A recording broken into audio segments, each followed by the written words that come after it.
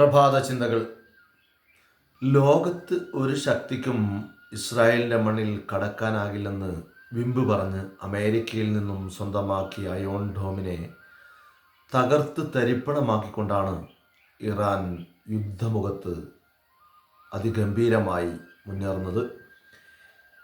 ഇറാൻ്റെ വളർച്ച തടയാനും ഇറാനെ ഇല്ലാതാക്കാനും ഇസ്രായേലും അമേരിക്കയും കളിച്ച നാറിയ കളിക്ക് ശക്തമായ തിരിച്ചടിയാണ് നൽകിയിട്ടുള്ളത്.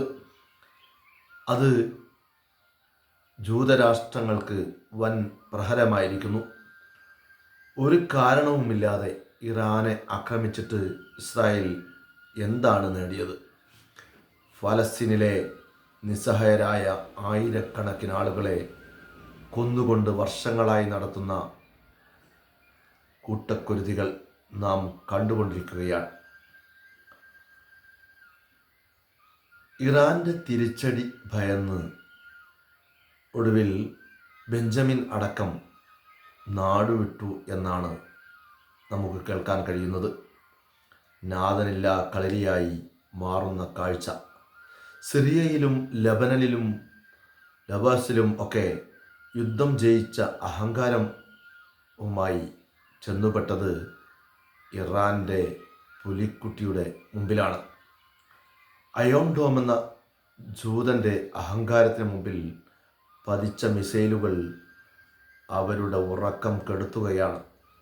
ഇസ്രായേലിൻ്റെ വ്യോമ പ്രതിരോധം മറികടന്ന് ഇറാൻ നടത്തുന്ന ആക്രമണം പ്രശംസനീയമാണ്.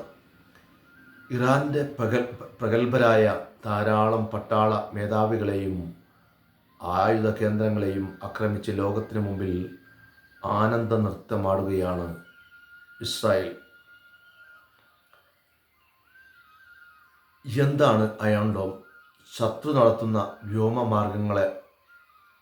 മാർഗമുള്ള ഏത് ആക്രമണത്തെയും ആകാശത്ത് വെച്ച് താർക്കുന്നതിന് ഇസ്രായേലിൻ്റെ കൈവശമുള്ള അത്യാധുനിക സംവിധാനമാണ് അയോൺ ഡോം.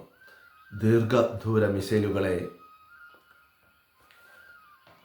ആകാശത്ത് വെച്ച് തന്നെ തകർക്കാൻ കഴിയുന്ന അയോൺ ഡോമിനെ ഇറാൻ്റെ മിസൈലുകളെ പിടിച്ചു കെട്ടാനായില്ല എന്നാണ് ഈ പശ്ചിമേഷ്യൻ യുദ്ധം അവസാനിക്കുക. പ്രഭാത ചിന്തകൾ നാളെ മറ്റൊരു വിഷയവുമായി നിങ്ങളോടൊപ്പം. ഏവർക്കും നന്മ നിറഞ്ഞ ഒരു ദിനം ആശംസിക്കുന്നു. നമ്മുടെ ചാനൽ സബ്സ്ക്രൈബ് ചെയ്യുക, ഷെയർ ചെയ്യുക.